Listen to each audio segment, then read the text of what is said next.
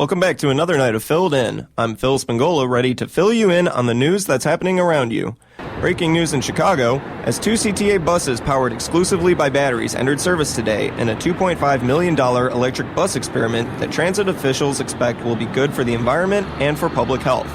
The two prototype all-electric buses, which will be operated initially on 6 bus routes that serve the downtown area, will be easy for riders to spot. They are painted in shades of green and labeled electric bus over the window line.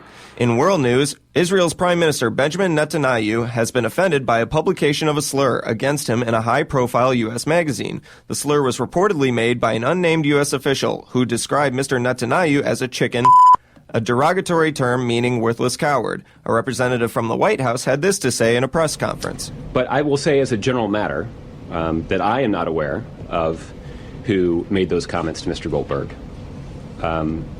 I do not know if the president knows who made those comments. I would be surprised if he did.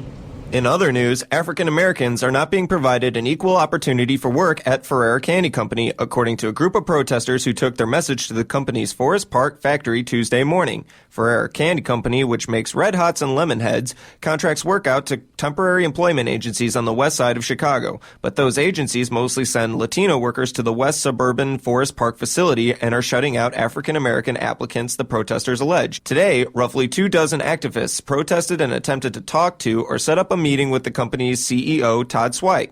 A worker had this to say. That's produced by Ferrara Pan. We also seem to be shut out of the job market.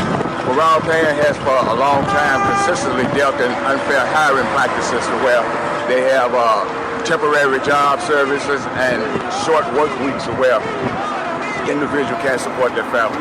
And that about wraps it up for us here tonight. You've just been filled in. I'm Phil Spingola. Have a good night.